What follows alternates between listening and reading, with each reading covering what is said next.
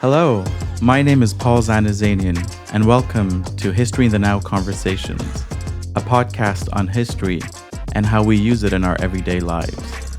History in the Now Conversations explores how we use history to know who we are, to know how to think and feel, and to know how to engage in our daily routines.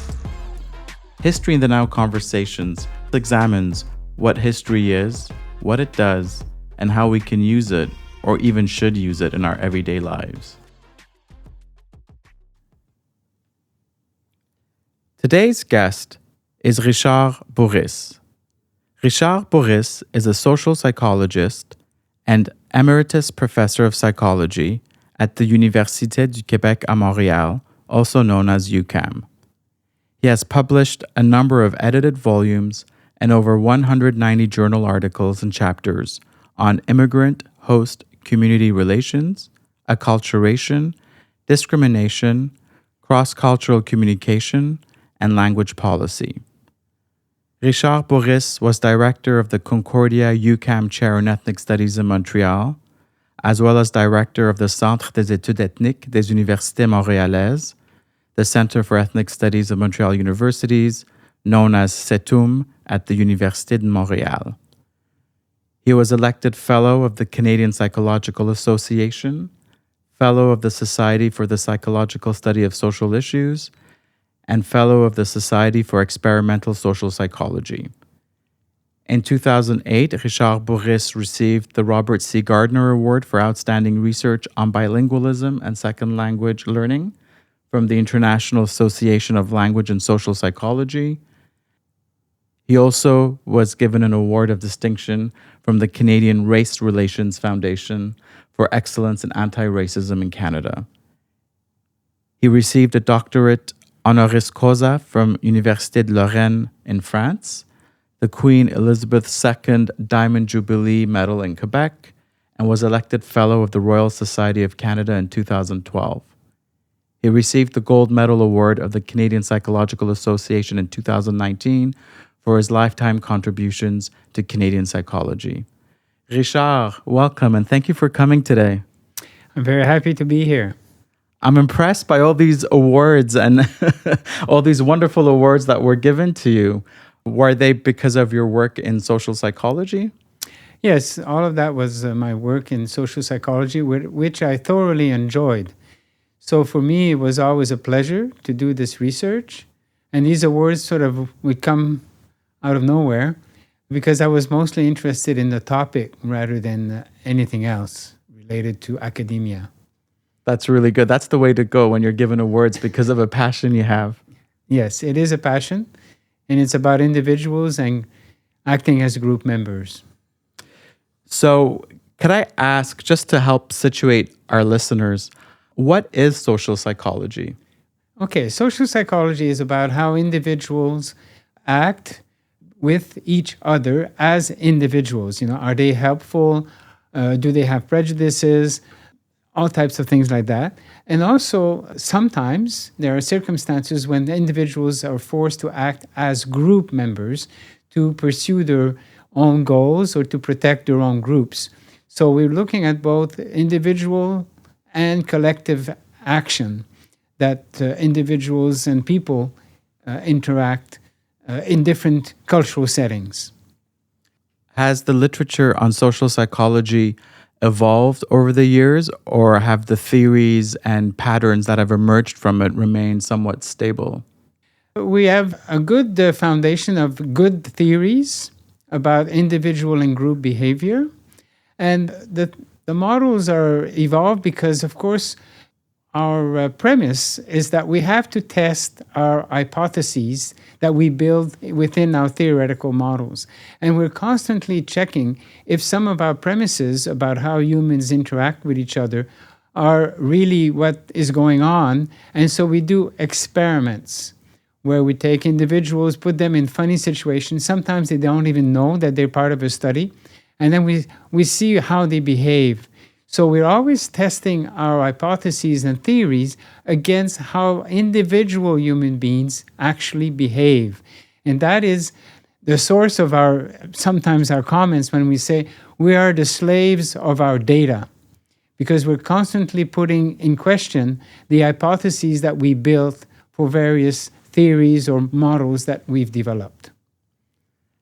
What kind of settings are the best settings for conducting research in social psychology? We don't have a premise about which is the best. There's a long tradition of doing experimental work in laboratories, because in a laboratory you can control all the variables that may impede relative to the ones that you want to focus on. But we also sort of put to the test our hypotheses in the real world. So I've done studies in the streets of Montreal. I've done studies in art centers, all types of places, to test the hypotheses not only in the lab, which is a more controlled environment, but then we go into the real world and we check, does it really work also in the real world, where many variables, many things are happening at the same time.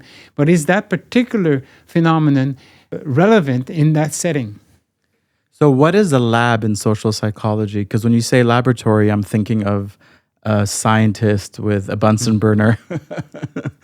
Yeah. So the lab would be taking some people into a lab, and then somebody comes in and says, we're going to do a study with you. And of course, what you vary is the nature of that individual. So you might have a woman asking for collaboration for this study. Then you might have, let's see if they're going to help a woman that is white or a woman that is black. So then you'll have, with another group or the same group of respondents, you'll have a quest for help from either a white woman or a black woman. And of course, you control the behavior of the two experimenters. And then you might test it with men, we might test it with all types of things. So what you're doing is you're testing one variable at a time, the factors that could influence how people help or don't help somebody else. So it's kind of like a dry run in a controlled environment. Exactly. It's always... So that's how we start. And we say, okay, let's say that it kind of works in the lab. Say, well, then let's see if it also works when a multitude of other variables are intervening in that situation. And say, is it still going on that way? Is it still happening that way? Very interesting. When I think of social psychology, I think of intergroup relations, I think of ethnicity. Does the bulk of the work of social psychology focus on these topics? No, the research on intergroup relations came a little bit later, but it was first, in fact, the first social psychologist, Gordon Allport, it was actually after World War II when we discovered the atrocities of the genocide, of the Shoah, of the Holocaust. And social psychologists in the US said, we have to learn more about how people's attitudes towards outgroups are either just attitudes, or they can actually go into very nasty behavior against those outgroups. So, in fact, social psychology sort of took its blossom after World War II, because then we realized that we also had real-life problems. And of course, because social psychology was developed very much in the United States and in Canada, it started with a lot of research on race relations in the US, with the civil rights movement and everything else. And in Quebec, in Canada, it was about French-English relations, about all types of other relations between groups. So that's how we have an idea that there's a lot of it about groups. But we're also looking at individual helping, all types of ideas about how we construct stereotypes and prejudices. So there's a lot of domains that you can study. We actually study interpersonal attraction leading to love between same-sex and opposite-sex people. We do all types of studies like that to sort of check out what variables count the most in helping us understand these interpersonal behaviors between individuals and then also between group members. Would the idea be to understand how the group influences the individual? Do the two function in parallel, or is one the consequence of the other? They're interacting at the same time. So you'll have individual personality variables. For example, if we stick in the area of intergroup relations, we have some interpersonal scales, such as social dominance, which shows that some people they're brought up in their family setting, in seeing, in considering that the society is made up of people on a sort of vertical axis. The top people are the best, middle people are average, and bottom people are at the bottom, and they deserve to be at the bottom. That would be somebody that has a high social dominance orientation. That individual personality style would have an impact in how quickly those types of people would engage in discriminatory behaviors or even join a group that would be stigmatizing another group. So social dominance orientation is really the product of a family environment and a community environment that has an impact on individual behavior. So you can see there's an interaction between individual perceptions and how the outside environment influences you to either join or not a particular group. So it goes both ways, in both directions. Both ways all the time. Oh, very interesting. I want to hear more about your own research, but before we talk about your research, what are the benefits of doing work in social psychology, and what are the limits or the criticisms that have been leveled against social psychology? Okay, so the limits have long been, especially when social psychologists talk with sociologists, the sociologists will say, well, we have these big variables about social stratification and the rich, the middle class, and the poor, and we have this and we have that, and we have pressure groups and political parties and things like that. So social psychologists took a while to build that into their theorizing.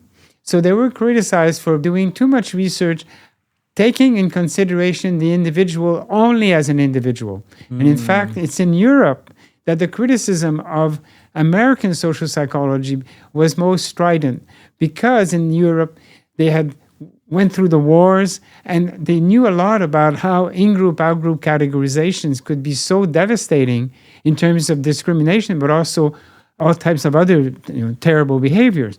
Whereas in the US, it was mostly the Protestant ethic of the individual. And so in Europe, it was saying, yeah, the individual, but he's also influenced by the fascists. He's influenced by the Democrats. So there's a lot of other things going on. So there's been criticism of social psychology as being too individualistic, especially from sociologists, some historians.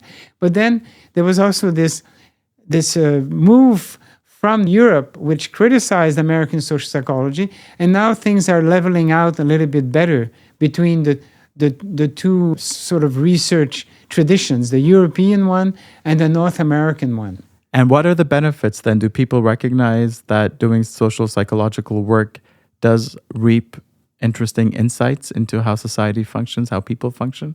Yes. So we do have a lot more knowledge now about how prejudice emerges, how discrimination is activated.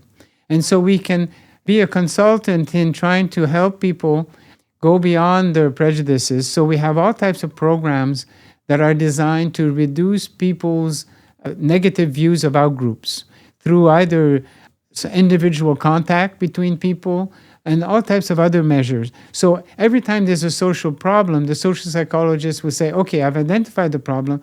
Now what can I do to try to improve the situation, to remedy this problem through our own interventions that could give more harmonious relations between groups?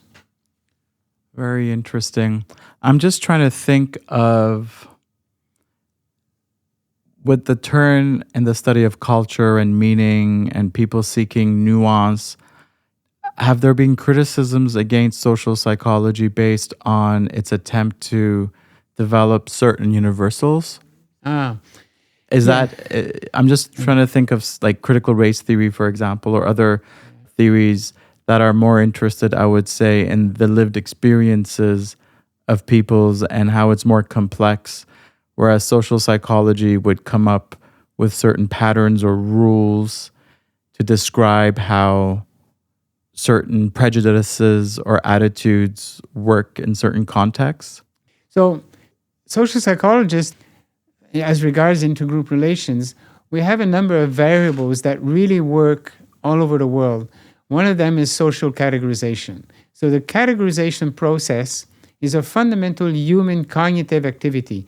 In order to survive in our environment, we have to be able to categorize the difference between an apple and an orange, but also between a dangerous animal and a not dangerous animal, etc. So we've been categorizing.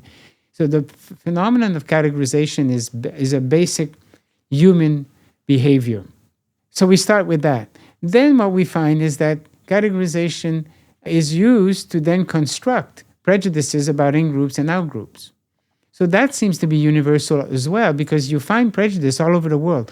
One evidence for that is that most countries of the world have adopted human rights charters to ban or limit the excesses of prejudice and discrimination.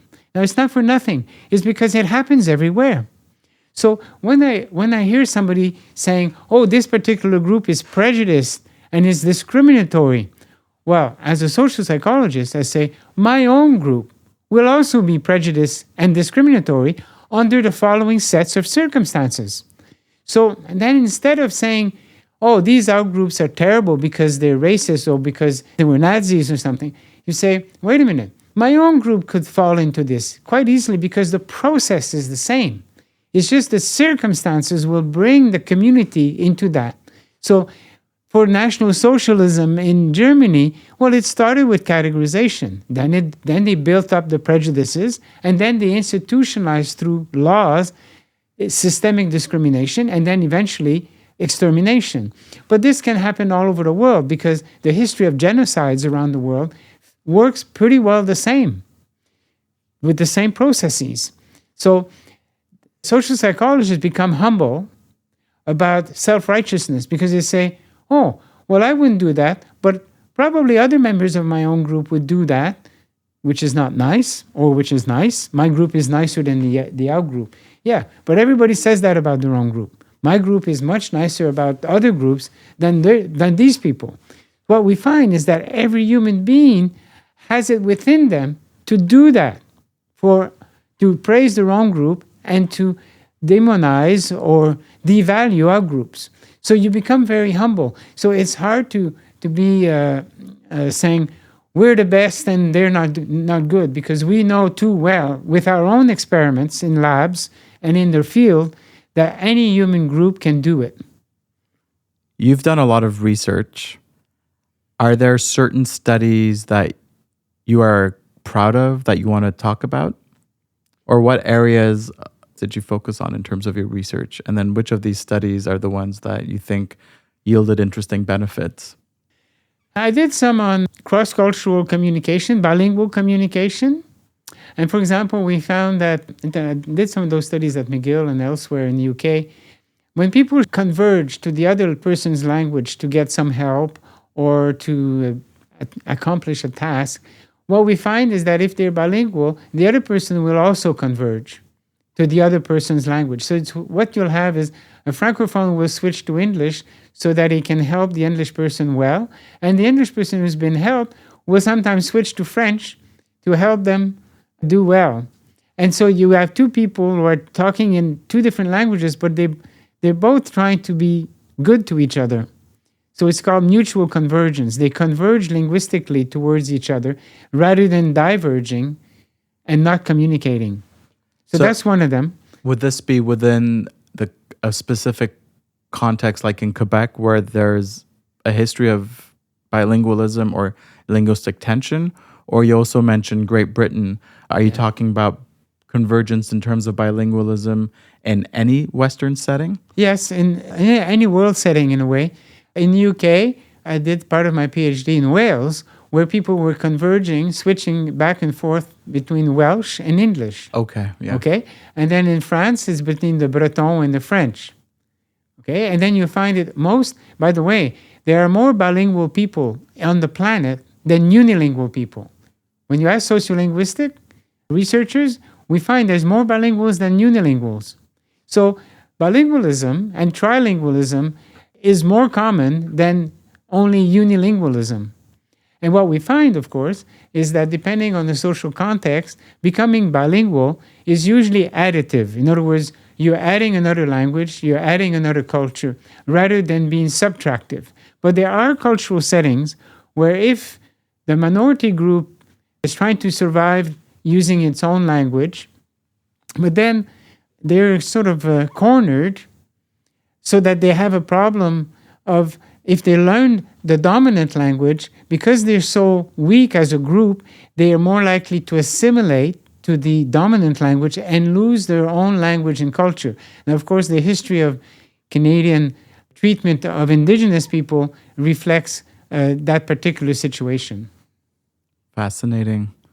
What was the second study you were going to talk about?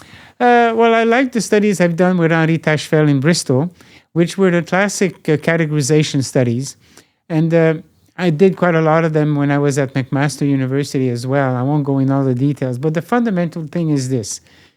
You go into a classroom and you ask the people, the kids, let's say it's with kids, but you can do this with adolescents, you can do this with university students. You put them in group K or group W individually. You say, we're going to flip a coin and you're going to be either group K or group W. So the people are either group K or group W. So now you've not half the class is group K, the other half is group W. Then you simply ask them to distribute valued resources between the in-group and the out-group.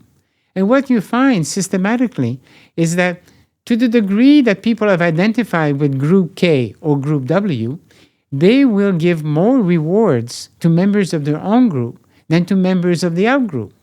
And yet, in this paradigm, we have eliminated all the sociological and historical reasons why people should discriminate. Because you've just told them, we're going to flip a coin and you're going to be a member of group K or a member of group W.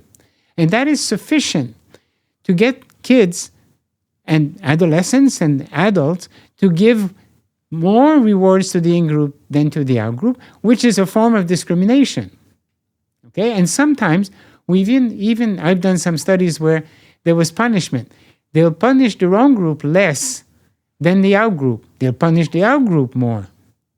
Okay, so what this helps us understand is that despite the weight of history, the weight of public policies that can be either discriminatory or harmonious, individuals, when they start off, you get them to identify with a group, even though it's an arbitrary one, group K, group W, is enough to create in-group favoritism, which is a form of discrimination in the distribution of rewards. And there's no transference from their lived experiences to that current situation.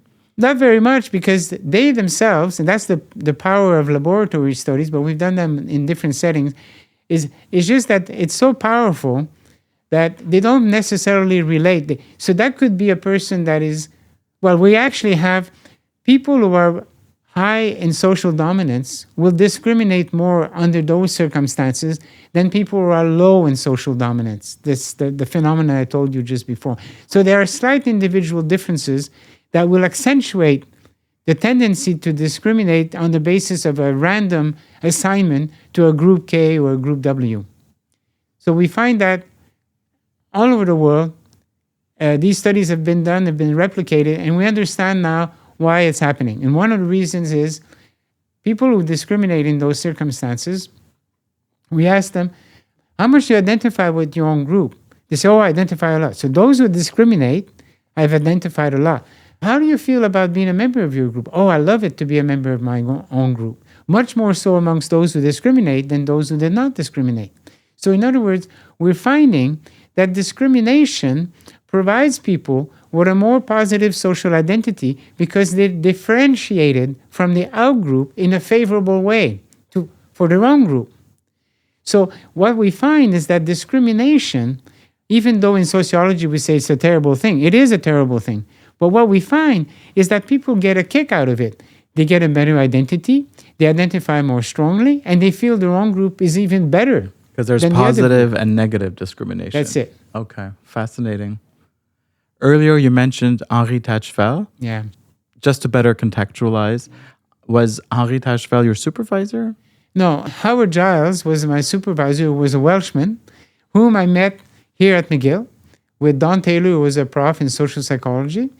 And I went on with Howard Giles to do my PhD in UK. But it so happened that Howard Giles was related to Henri Tachefel.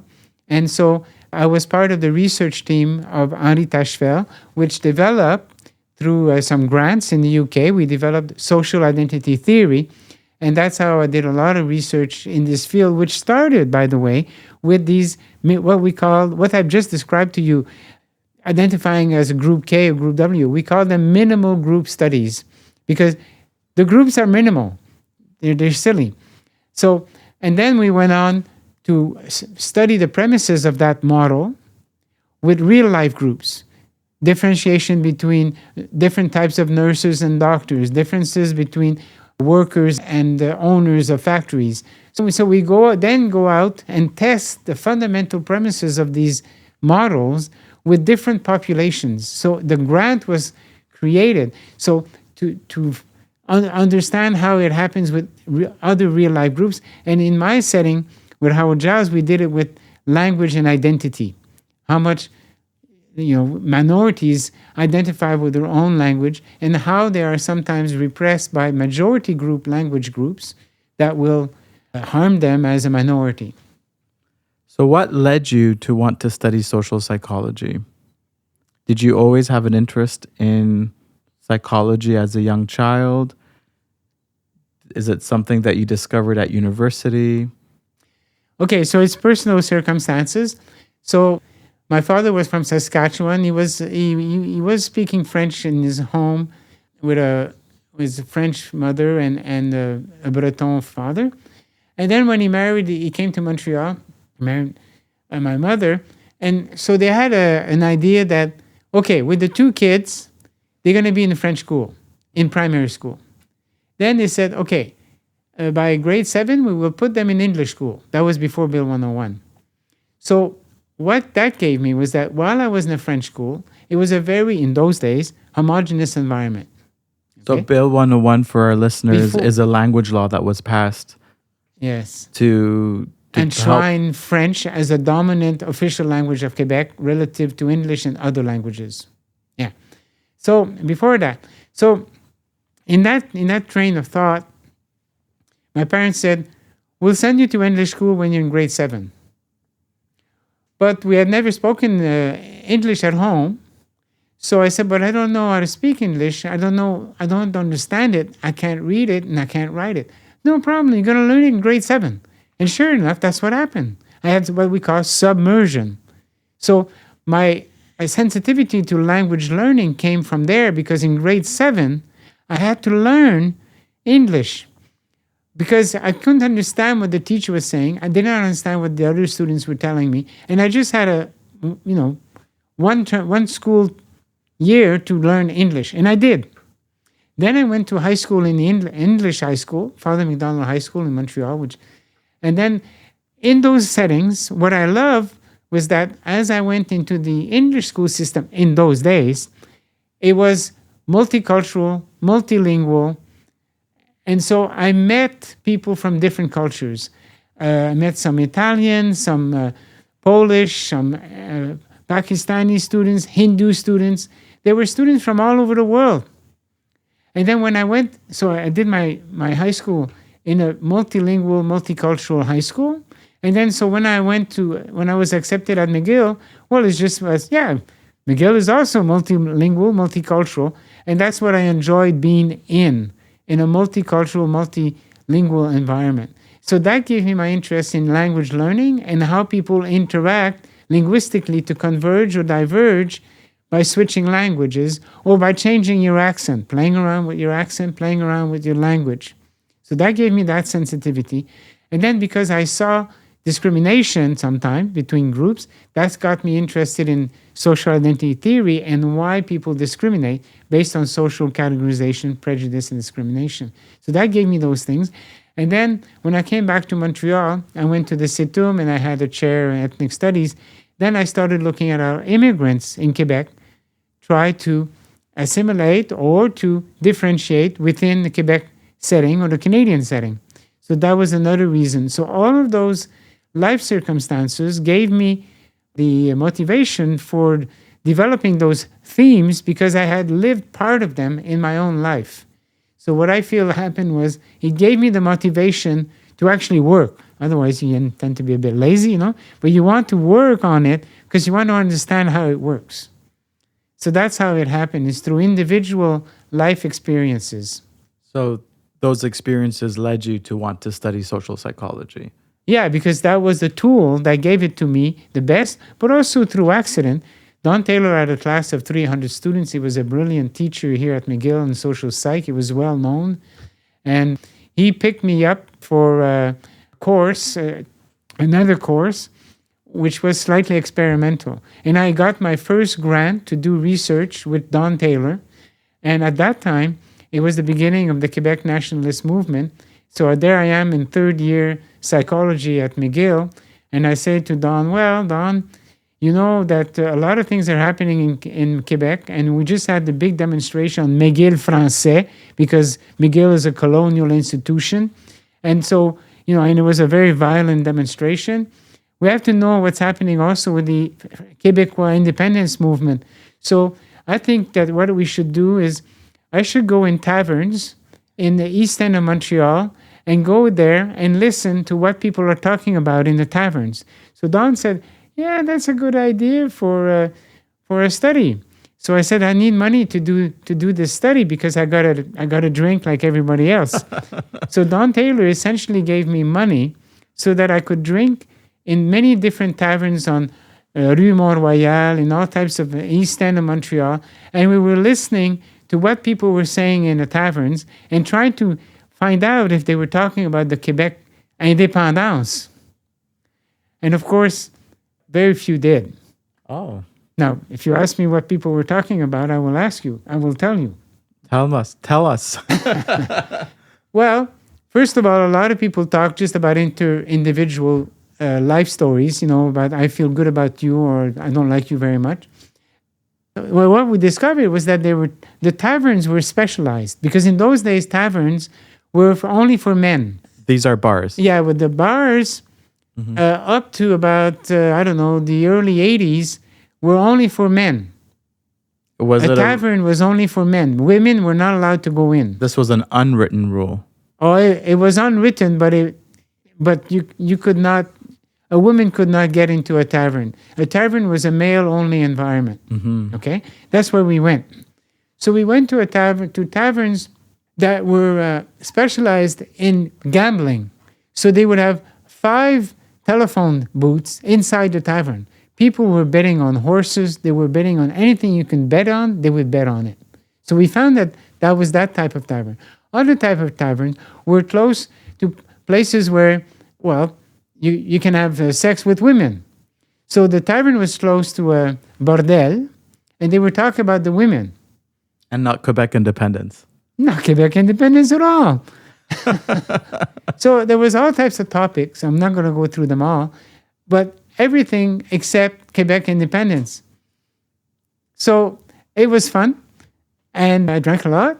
And I went with somebody. I said, I can't go in alone because we have to look as though we're chatting. So I went with my colleague. So we had money for two people to drink, and that was my first grant. That was your first. So you used research grants to go drink.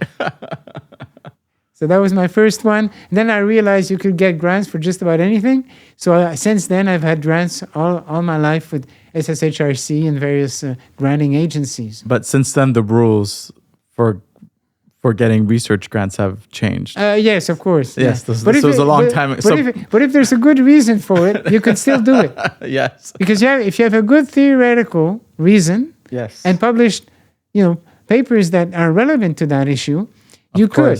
Yeah. You could. So it's called a field study. Yes. Because we're not intervening. In this study, it's an observational study. So we don't manipulate the variables. We just go from one tavern to the other and see if they're using this topic of conversation as being a pertinent one. And we discover that in none of those taverns was that the case. So that's a finding in itself. Why don't people talk about politics in the taverns? Well, in those that we went to, and we went to quite a lot, they didn't. But it was mostly a French environment. So maybe it was taken for granted that things like that would happen or would not happen. But in those days, people didn't care. They were into other individual situations. Very interesting. So that was your first research project in social psychology. Yes, and I wrote my paper for Dawn. I had to write it all up and say how many subjects we did, how many taverns we did, That's amazing. what we listened to. And then we had to be able to draw the right inferences from the data that we had sort of observed. We weren't, what we would do also is we would be in a tavern for about an hour and a half. And then we'd have to go to a coffee shop to write down everything, all the topics that had been discussed by the people. And we had to sort of listen to the people, because you couldn't sort of be people who were listening in on conversation. But we also needed the money for the coffee to actually write what had happened in that particular tavern. We only did one tavern a night. Did you have recorders back then? Recording devices? No, nothing. This is pre... And also because you could not go in with a recorder, how can you walk into a tavern? They would have been huge, the recorders back then. Yeah, you were tape recorder. I had tape recorders in those days. They were the best. So interesting. So I know you're very active in community settings related to English-speaking Quebec, and you do a lot of work on vitality, and you even came up with a vitality framework that a lot of students use. Could you talk a little bit about your activities with English-speaking Quebec and the vitality framework? Okay. So the vitality framework came up when I was doing my Ph.D. in UK, because I was doing research mostly with the Welsh, but also I had colleagues in Belgium, and I did work with the French and the Flemish. So that was interesting. And then I had another colleague in Geneva, and we did some studies between the Vaudois and the Valaisans, two French cantons of Switzerland, but they have different accent and different ways of communicating. So, and then we were also doing some studies with linguistic convergence of West Indian people in Cardiff who were either keeping the West Indian accent or switching to white working class accent of Cardiff, a place called Butetown, which was a working class area. So we had all of these variables and all of these cultural settings. So I went to Howard, my advisor, and I said, look, I have to find a way of analyzing the context of each of these settings. And so I came up with the idea that, in fact, if you look at sociology and various things we were looking at, we had sort of three factors that were very important. One was demography, one was social power, and one was status. So the three dimensions of vitality relate to these three variables. And under each, you have, on demography, how many people are speaking that language or are part of that group? What is their birth rate? What is their death rate? What is all types of their behaviors related to demography? So I was depending on demography to look at the demographic factor. The status factor was what we call institutional support. Does that group have its own school system? Does it have its own religious system? Does it have its own universities? Does it have its own business institutions, etc.? So these are all do they have also some control in the government with the healthcare system, with the judicial system? And then in the status dimension, it was how much status do these minorities and majorities have locally and internationally? And how much do the language planning, the language laws, enshrine one language group as a high status group and sort of devalue some other minorities as being low status group? So status variables became very important. So that's how I developed the idea of group vitality, because when you put those three variables together, the big variables, then you can compare the groups with which you do the research. So that you say, okay, I'm comparing a very high vitality group with a very low vitality group. Or I could be in a context where the two groups have almost equal vitality, but in different domains. That helped us understand. The other thing it helped us was that when I work into a real-life intergroup situation, so when I came back to Montreal, I started looking at the Anglo communities of Quebec, and I saw that it was a declining minority. So I wrote my first book on decline and prospects of the English-speaking communities of Quebec. So that was an analysis of what was happening with the Anglophone community in Quebec, whose vitality was declining on institutional support, including education and healthcare, and also in terms of demography, because there was an exodus of Anglophones with the Quebec separatist movement, with the FAQ movement. There was an exodus of Anglophones to the rest of Canada. And also the status of the Anglophone in terms of language laws was decreasing because there was more status for French than for English and for other allophone languages. So I started working with some of the people in those settings of the Quebec Community Group Network. I came up with them with the Vitality framework, and I said, okay, we have to be strategic about what we try to help this minority survive in this environment that is changing, hopefully to maintain the different language groups in harmonious contact in an environment where you have a nationalistic movement that is very concerned about its survival within North America.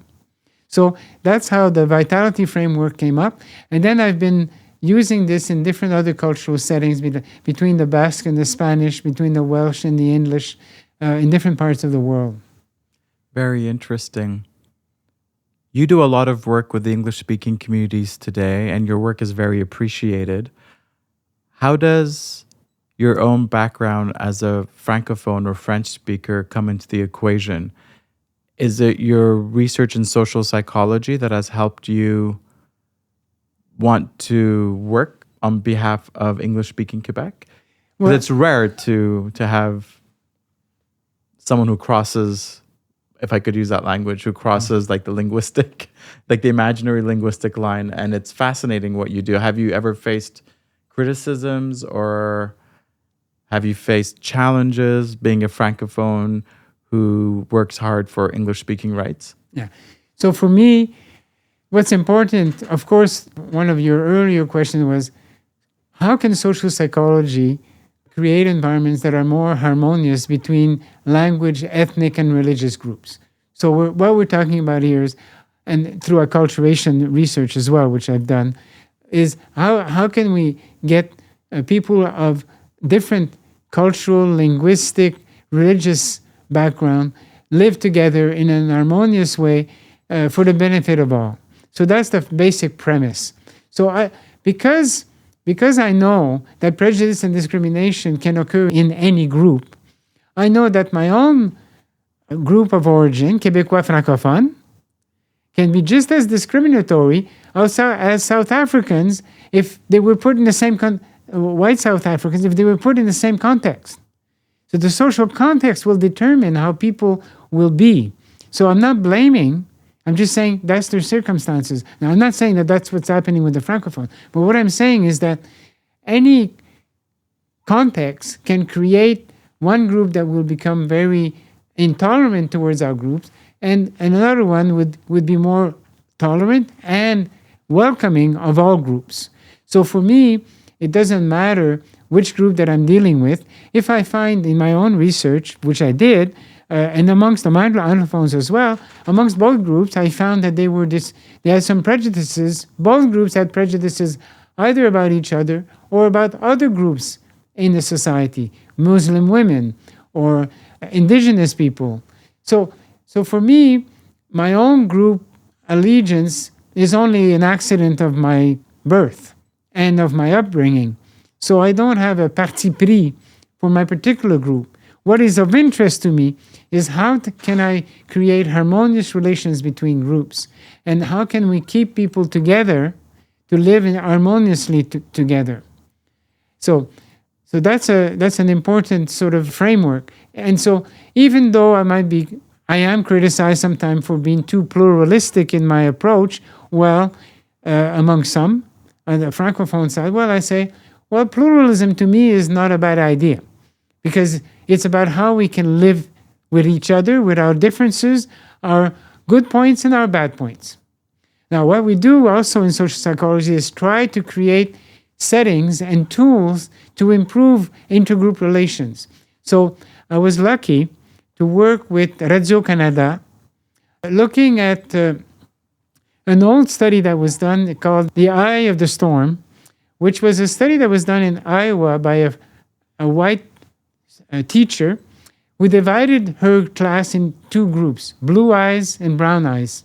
And some of you have seen the film, the documentary film, Blue Eyes and Brown Eyes. And she showed how this difference between blue eyes and brown eyes was enough to create categorization and prejudice. So I said, let's try to illustrate, like when we showed this film on YouTube, now it's on YouTube, it's been around for 30 years, people use it as a pedagogical tool to show how easy it is to create in-groups and out-groups, the same way as the minimal group paradigm with Group K and Group W. So we did it at Radio-Canada, and we did it with small kids and tall kids within the same classroom in grade 5. And it's called La Leçon de Discrimination. I recommend to you to go on YouTube and watch the whole of La Leçon de Discrimination. And so we did that study in Quebec, in Saint-Hyacinthe, with Francophone students. Because when Francophone students and Anglophone students in Canada watch The Eye of the Storm, they said, oh, well, this is an American story. These are Americans. And a lot of them are prejudiced anyway because they had race relations and all the bad things that happened with slavery and everything else in the U.S. So it's not going to happen in Canada. Well, when we did the study and filmed it with Radio-Canada for 1 hour, we found that the kids in Saint-Hyacinthe did the same thing and even said the same thing as some of these little American kids back in 1970 in Iowa, between all whites, between blue and brown eyes. And so this video is been used now in thousands of schools in Ontario, in Quebec, in the Canadian Army, all over the place, as a tool to better understand the power of categorization, both the good side and the bad side of categorization. And we show how quickly the kids take on the values of the teacher who says, oh, you, the tall people, on the first day, they say the tall people are better behaved, they get better marks, and they're better in class than the short people. So then you see the behavior of the short people, they're all sad. So, oh, well, we're not very good, they believe the teacher. So, and then the next day, they switched it. So that the short kids were the smart ones and the tall ones were the dumb ones. And sure enough, everything changed. So it shows how easily it is to categorize people into good ones and bad ones, and the ripple effect of all that on the self-worth of the students, of the kids, and also how they can get better together. So if you watch the whole film, in fact it's 43 minutes, La Leçon de Discrimination, and you can use it in your class or with your friends to show what categorization can do with kids in grade 5 and 6. If I'm not mistaken, a lot of colonial powers have used the same technique to divide local communities against each other. And I think in the case of Rwanda, even led up to the genocide. Sure. Yes. So we saw it in Germany. There's about 12, 13 genocides, and it usually starts with a categorization, a very tight categorization, us, them, then a prejudice. One group is better than the other, and then institutionalized discrimination. They create laws to favor one group and disfavor the other group. And then the laws can escalate to say, well, these outgroups are so dangerous for us that we're going to have to purge them from our society. And now you have all the tools of genocide. Incredible. Let's talk history. Oh. All right. So what's the first idea or image that comes to mind when you think of history? And why does that image or idea come to mind? When I was in grade 6, with my history book in French, they depicted indigenous people, les Iroquois, burning on the stake some French-Canadian priests,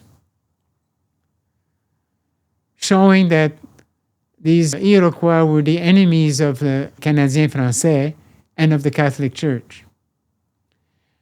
And in that history book, I was in grade 6, it was a very graphic image. So before seeing you, I checked in the 2016 history book of the Quebec government, and they still have the same image. For the high school Yeah, history textbook. yeah. And then on the next page, they would show, but the Hurons, Algonquins, are on the side of the French. So the Iroquois are on the side of the English, and the Hurons are on the side of the French. The Hurons would not do that to us. But what I saw in the 2016 book, history book, that's the official one, I brought an image of it. They say, well, the Hurons were attacked by the Iroquois, and they tortured them. So the Iroquois tortured not only the French-Canadian priest, but they tortured the allies of the French-Canadians, which were the Hurons. So the story gets more complex since you were a young kid, I guess. There's more. Yeah, so that was my image in grade 6. And then in grade 7, when I had a history book, it was a different history. So there I am, a kid in 6th grade, and the history is provided to me from the point of view of the French Canadian. In those days, we said French Canadian. Les Canadiens français, catholiques. Okay? So I go into the English school, and there it so happens, I don't know why, but I did not get this image of Amerindians being sort of co-opted into one group as opposed to the other. But it could have been, but I was no longer aware of it in grade 7 or grade 8. I didn't see it in the English textbook, but maybe it's because I was still learning English or something. But my enduring image, when I thought about this, was that very graphic image of the torture that Indigenous people commit on white colonizers. Well, Indigenous people did not have an immigration department. The whites just came from all over Europe into the Americas. So it's a very different situation. But I'm just saying that was an image, which I guess is an history image. Do you remember what you thought back then when you saw that image? Because right now I think you're talking about in retrospect. Yes, it is retrospect. But back then, do you remember? I was terrified by the image because it was the most graphic image in the history book, in the French history book, because there was no other cases of torture as graphically represented in the book. So a little kid in grade 6 that sees white people at a stake and there's a fire on their feet and they have the heads of axes that have been heated red hot around their neck. So when you're a kid, you see this. This is torture. Well, I had never seen a picture of somebody being tortured.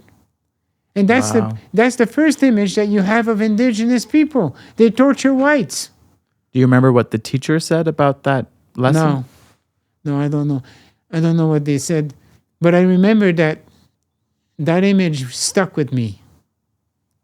Why do you think it stuck with you? Well, because I'd never seen anybody torture anybody else in my life. Wow. I mean, how many of us have seen anybody being tortured real life? None. Virtually none of us, unless you've been in a genocide environment. So as a kid, I don't think kids should see those pictures. And there it is, in 2016, in the history book of le Ministère de l'Éducation du Québec, showing the same image. They're showing the same image, but the story behind it seems to be a little different? Well, it's a little bit different, but only in the sense that they still say that the Hurons are on the side of the French and the Iroquois are on the side of the English. Wow, it's social psychology right there. Yeah. Wow. So that was essentially the image that they wanted us to have about Indigenous people. Whereas in fact, when you look at the history, it's radically different.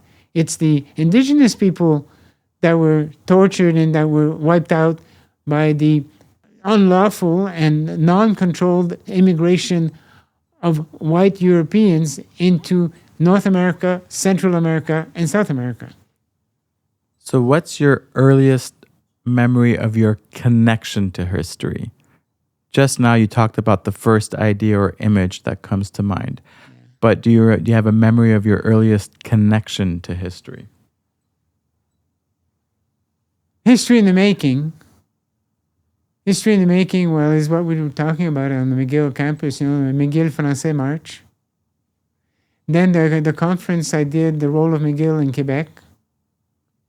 That was historical because many people we invited to talk were about the history of French-English relations in Quebec. And I was personally involved in organizing my first conference from many in my career. So I was right here as an undergraduate student at McGill with a colleague, a guy that helped me. And then there was the FLQ crisis. And the FLQ crisis... FLQ means the Front Libération du Québec. Yeah, so the Front Libération du Québec was an urban guerrilla movement by proning the French l'indépendance du Québec. And the Front Libération du Québec said, well, we can't do it through democratic means, so we'll do it a bit like in South America. We'll have urban guerrillas to try to push the society into a crisis. So they kidnapped James Cross, which was a commercial attaché of the British government, and they had him as a hostage in a flat in Unsick for a long time. And also another cell of the FLQ kidnapped the Vice Prime Minister of Quebec, Monsieur Laporte, who was also the Minister of Employment, and they caught him and they held him in as a hostage.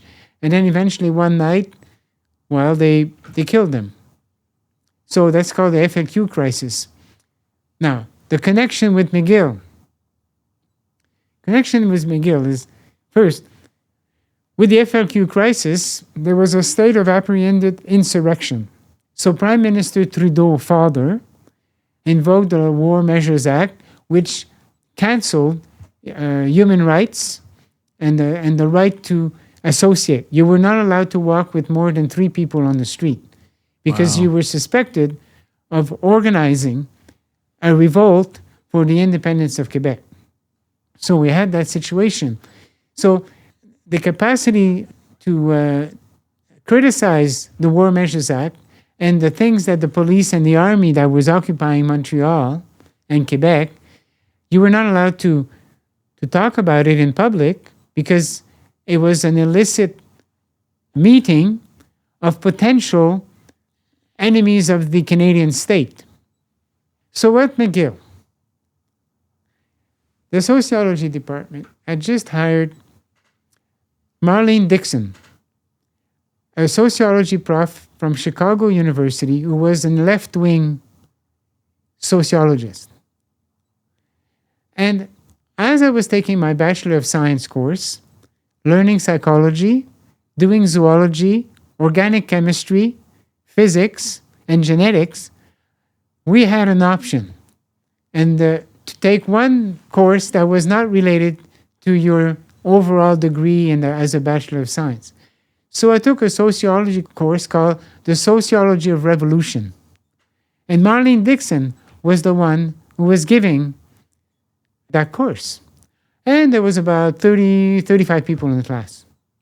And we read all the various Sociology of Revolution textbooks, Trotsky, the history of the Russian Revolution, Bakunin, the anarchist. We did all these reading. It was a very scholarly thing. But then with the War Measures Act, she said to herself, nobody can meet to talk about what's going on. Well, in my sociology class, we are going to invite all these people who are not allowed to talk about what's going on. Wow. So that included the lawyers that the FLQ had to negotiate their removal from Quebec to Cuba, which was communist. Okay? And it was a very tense situation because there were still bombs blowing up all over the place. So we had people in our course, Sociology of Revolution, that took the point of view of the different parties involved, from the left wing to the middle. And we have a class every week. So one week we have the lawyers. The other week we have civil rights people. We're saying, look, our human rights have been canceled because our right to discuss things in a free and open society have been canceled by the War Measures Act. So she would invite many people who nobody else wanted to invite and nobody could invite. So she was inviting all these civil rights people, other university profs, and some left-wing, very left-wing people and trade union people sort of criticizing the War Measures Act. So our classes then started growing from 30 to 100. Wow. To 200. But not only that, our classes were now held with the RCMP and la Police de Montréal, who were filming and recording all of this. Wow, that's so fascinating. So that's how, so because this was the only place in Montreal where in public you could discuss these things, because she said, this is part of my course. Now, of course, the administration at McGill was furious. They wanted to cancel that class, but they could not, because this was part of our sociology of revolution class. How interesting is that? Because it was revolution. It was urban guerrilla. It was urban contestation of everything that was going on. And so, to me, that sociology of revolution class, which lasted to the end, and I still have what I wrote for that class, so that Marlene Dixon, we started with 30 students, we ended up with, in that room, there was 200, 250 people. They were standing up everywhere. People were coming from all over the place to witness all this. Did the news cover this? Like the Gazette? Well, the news was not allowed to cover it. Oh, interesting. Well, you're not allowed because it's the War Measures Act. You've got to read the War Measures Act to understand how much free speech is canceled by the War Measures Act. Wow. So they couldn't. But in real life, we were there, and we had the cops, and we had the RCMP, and we had Marlene, and we had all the people. And so that was the best lecture I had at McGill, because it was real life. It was real history in the making. Real history in the making. But did you know that it was a historical moment back then? Oh, very much so. What made you know that you were living history at that moment? Because it was so tense. It was so dangerous. So sometimes I went to meetings related to this, and it was followed by the RCMP. So by then, don't forget, we've been studying the sociology of revolution. This is the context. This is for real. It's not just history. It's for real. It's right now. We're living history. It was part of our course. And what happened to Marlene? She was fired. She was fired. She was fired about a year later. Wow. What a crazy story. You should write something about this. Maybe. I don't know. Why not? Yes. Well, the podcast is recording it, so it's good. At least we're saving something for posterity. Well, that is history in the making at McGill. So you have two historical things that I've been very impressed with at McGill. It was McGill Français March, and the conference, my first conference that I organized with the Faculty of Social Science and Science. So I have my first conference, and we had all the people for the language and independence movement for this conference at McGill, and then the class with Marlene Dixon. So those were two historical important events at McGill University that is part of McGill University, and I think that should be written up a bit more. So you were a student. How old were you around that time? Well, 22, 23 years old. So you were a young adult, and you were in the action. And how did it feel? Do you remember what you were feeling? Because you say that you knew it was history because of the tension in the air. Did you feel alive? Were you scared? How did you feel? Do you remember? Yeah, well, I felt very good about it, because I felt that how can you have a sociology of revolution class with a better class than living it real life. Yes, you need a real revolution to understand. So we were right in it. We were right in it. Yeah. So that was wonderful.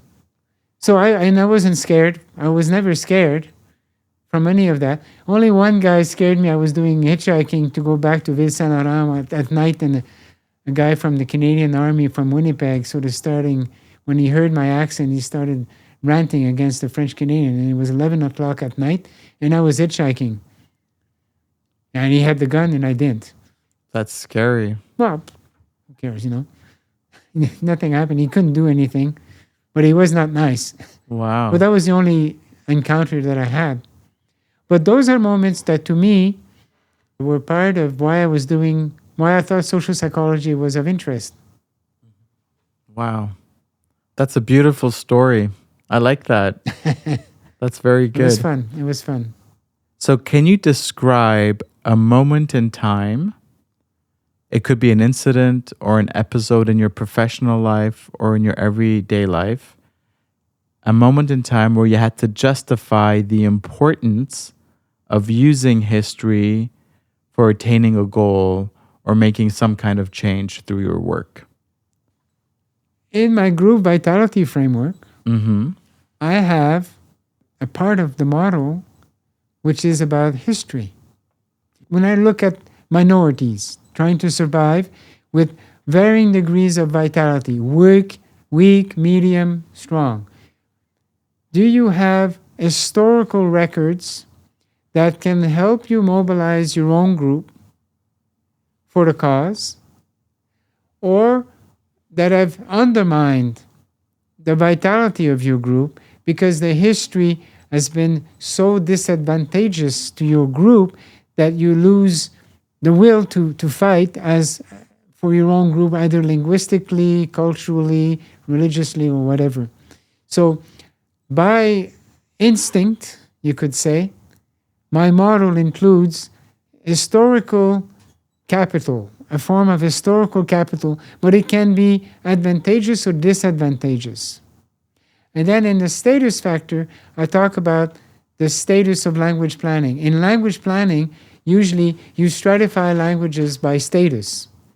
So I also had status in the status dimension, which in terms of history, which language group do you give voice to in the textbook, in the school system, and in the public administration, and in laws?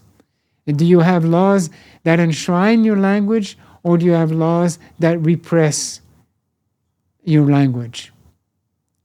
So both of them work on, it has to do with status. So when you want to disparage a language, what you say is, in the French world, you say, oh, vous ne parlez pas breton, vous parlez un patois. A patois is a sub-language. It's a way of saying, oh, you're talking a Creole. Creole is a mixture of language. It's a way of disparaging a language group. And in the French educational system, l'éducation nationale, what it had was the enshrinement of French to the detriment of all the regional linguistic minorities in France. The Breton, the Basque, the Corsicans, the Alsaciens, and the Béarnois Provençaux. These are major languages that preceded French in France. Those languages were systematically repressed and devalued through the French Revolution, from the monarchy and then the French Revolution. So up to very recently, up to the 1950s, there were signs in the schoolyard which said, il est défendu de cracher et de parler breton. It is forbidden to spit and to speak breton, as a way of disparaging the regional languages to the advantage of the French language. So the French language is not innocent in France as regards the respect of the linguistic minority languages in France. And a child that was caught in the classroom speaking Breton, or in the yard or in the corridors, had to write 100 times Je ne parlerai pas breton. Then they come home and the parents speak Breton to their child. And they say, what are you writing? Je ne parlerai pas breton. So it taught the child to disparage their maternal language, their home language, by saying, Mom, you're speaking low status language, and I'm writing now 100 times not to speak it. So it was a way of disparaging the value of these minority languages to the benefit of French. So this example that you're giving, basically the idea of justifying the importance of using history is something that you find in the model that you developed when you talk about capital, historical capital, in terms of intergroup relations or self-group. The survival of linguistic minorities. So you can have a linguistic capital that is a mortgage, that is disadvantageous, or one that is supportive by claiming that your language is the only official language of the state. Very good. And did you ever have to use history in your own life to justify? Like, how did you come up with this model? Maybe you can talk to that. Or did you use history in your own life once to justify something? From the beginning, I felt it was unfair to disparage languages relative to others in a state. Now, sometimes you have to have one or two official languages because otherwise you won't be able to function. But you don't need to disparage the minority languages that you will not claim to be the dominant ones. So that has had an impact on what I was studying. So for a long time, for many years, I worked with the Basque people in Spain, the Basque autonomous community, to try to revive the Basque language in Spain. And also I had colleagues who were doing it for Catalonia. So that has had some impact on things that I wanted to do to help. And then when I was at McMaster, I was working with the Commissioner of Official Languages to help with the French language outside of Quebec, for bilingualism in the Canadian federal administration, to try to have a more equal-based French-English use in the Canadian federal administration.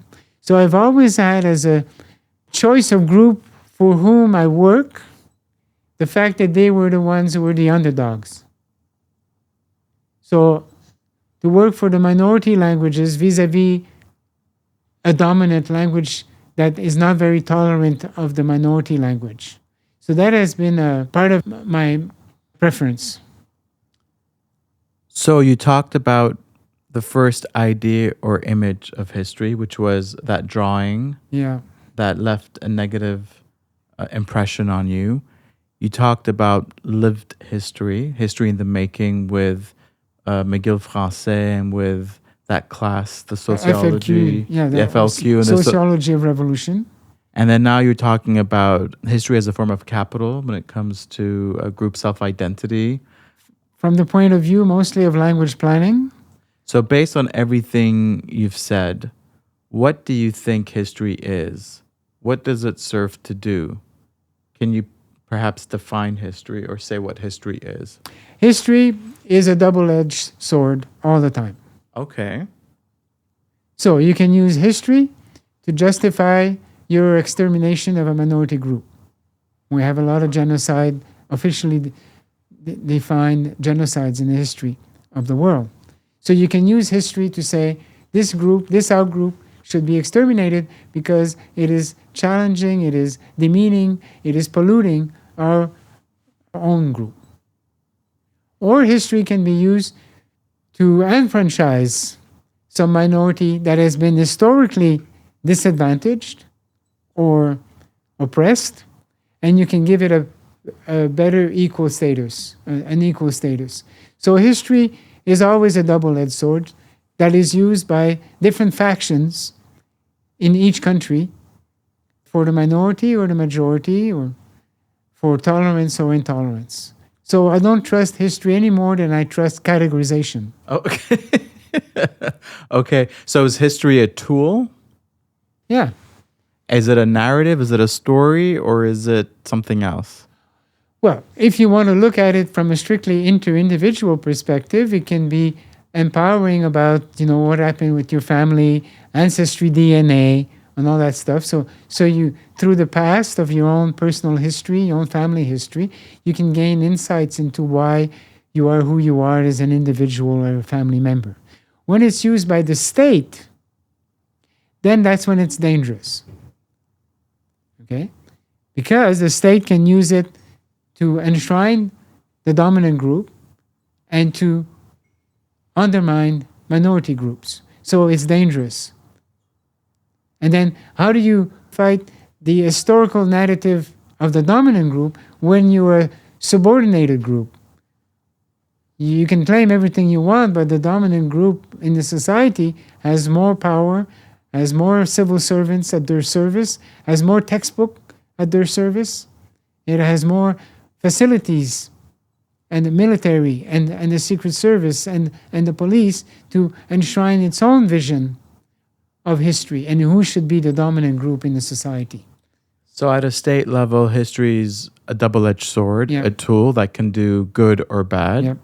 And at an individual level, it can help one connect with their roots and with their ancestors and give them some sort of narrative understanding or self-identity or some kind of continuity in time. Yes. So it can help minorities or individuals. It can help individuals better understand where they come from, and it can help them be a better person.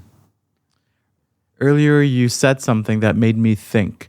You said that in social psychology, we don't necessarily need history with the blue eyes and brown eyes group, meaning that when you do a controlled study and then you impart certain identity qualifications and you create two different groups, history vanishes and it's really what's happening in the moment.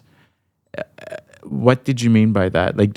Where does history fit into that perspective? Or where does history fit in social psychology? Well, history will always fit into social psychology because it is used as a legitimizing tool for whatever it is that the state or the dominant group wants to use. So, of course.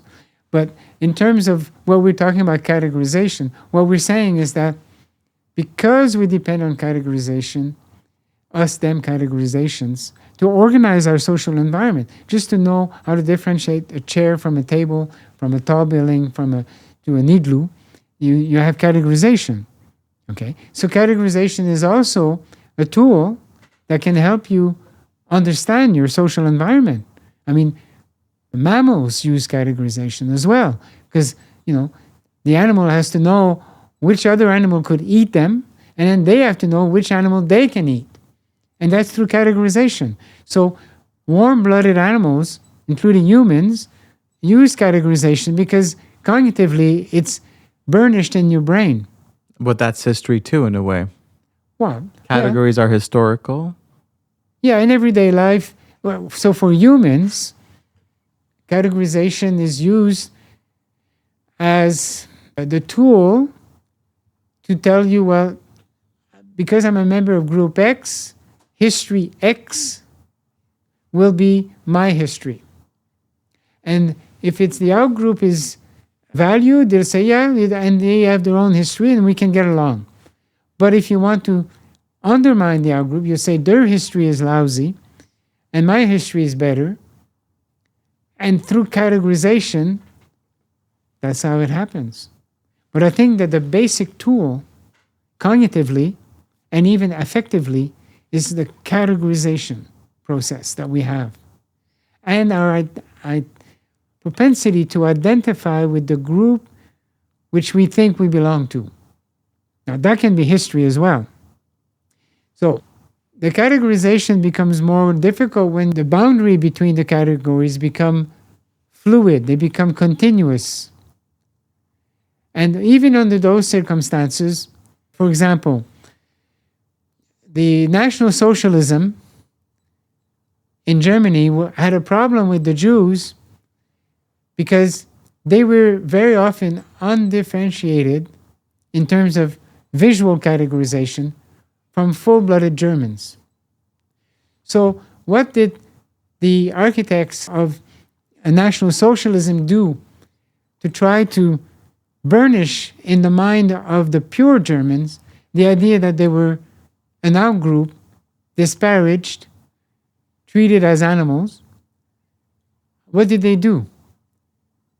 They imposed a category marker on them. You could not differentiate them from their face, so they put the Star of David on them. And all Jews had to report to the police in all the occupied territories of National Socialism, of the Nazis. They had to declare themselves as Jews, and then they had to pay for the star to be put on their breast. That was a way for National Socialism to categorize a group that was invisible through the naked eye, so that they could be more easily subordinated, excluded from society, and eventually exterminated. So the Star of David, the star that they had to wear, children as well, was the category marker, which shows that categorization is a fundamental process. If you can't differentiate a Jew from a German, the whole enterprise of getting rid of that particular group is undermined. So what do? You categorize them. And that's how it happened in Germany and in the occupied territories. So earlier you talked about how history can be a good thing and a bad thing, but it really seems that when history is something bad, it's always done at a larger group level or state level. Am I correct in assuming that? Yes, but it starts with a bunch of individuals. It could be 15 people. National Socialism and fascism in Italy started with only a few intellectuals. And then they gain ascendancy by convincing others of their cause.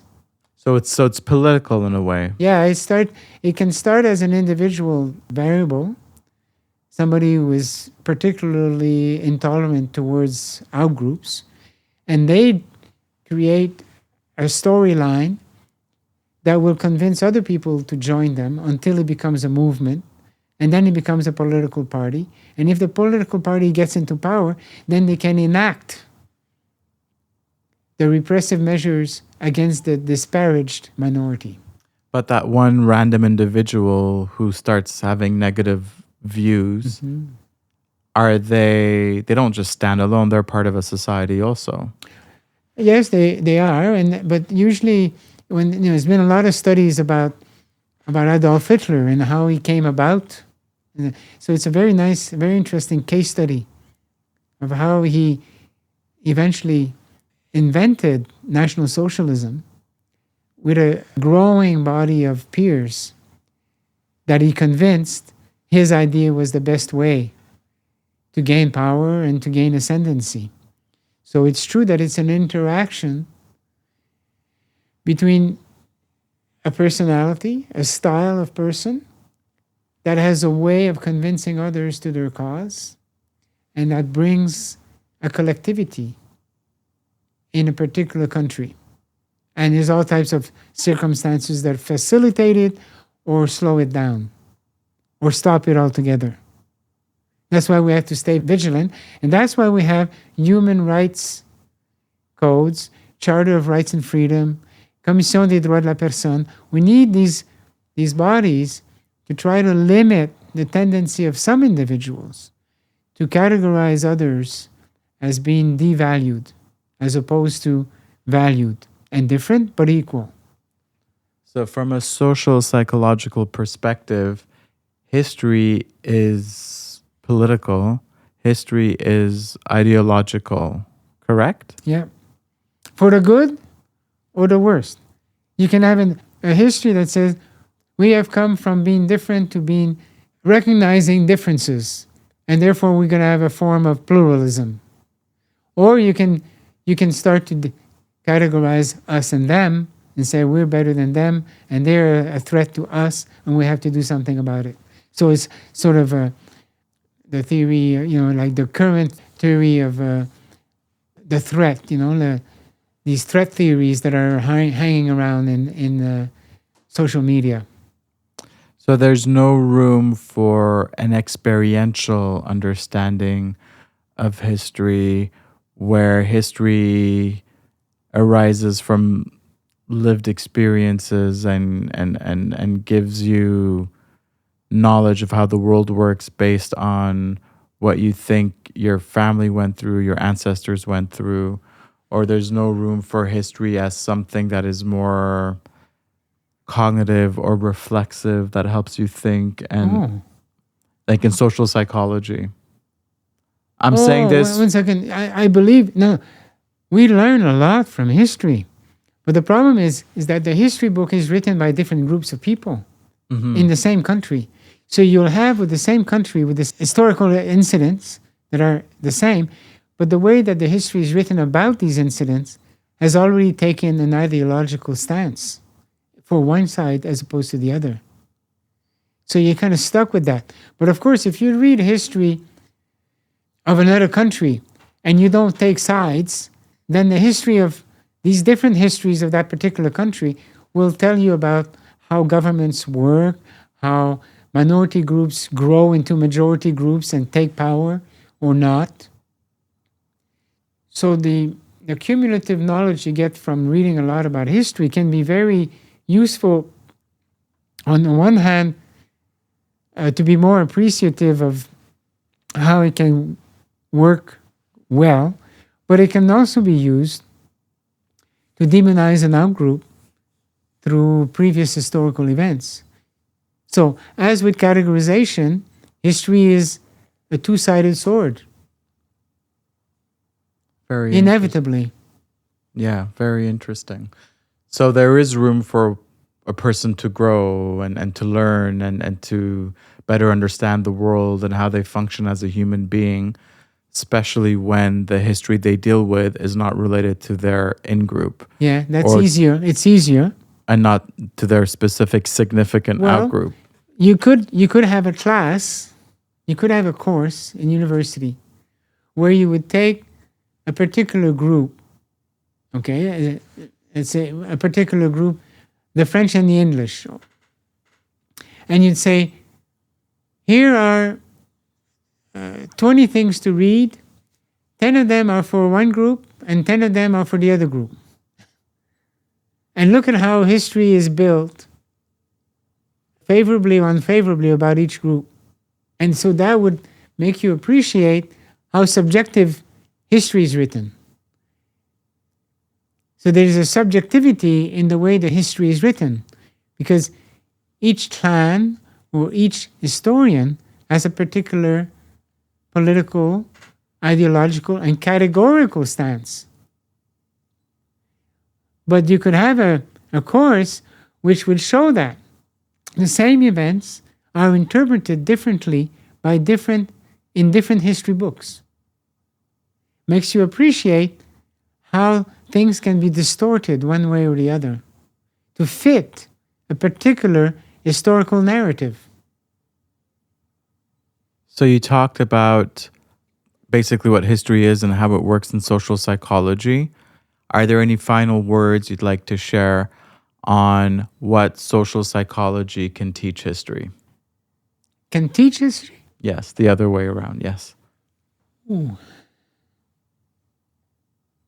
Well, I think that just knowing more about, if we each know more about how history is written and how social psychology works in terms of a field of research, and as I said, a field of research in which we force ourselves to test our hypotheses either in laboratory or in the field, and to the best of our knowledge, be humble about the stature and the veracity of the theory that we are proposing. Because the whole point, as in the scientific method, is to say, you may have a nice theory, but the empirical evidence shows that it doesn't work, that it's not a theory that accounts for the actual phenomena. So it's the discipline and the humility of subjecting your cherished interpretation to the test. And then to have the humility to say, I was wrong. It just doesn't work. It was not in the best of our testing approach, it was not a good explanation of the phenomenon that we're trying to account for. That we have to move on and find another explanation that better fits the data. But of course, you got to be very honest about how you do the empirical work. Richard Bourhis, thank you so much. It was a pleasure. Thank you for hearing me. Thank you.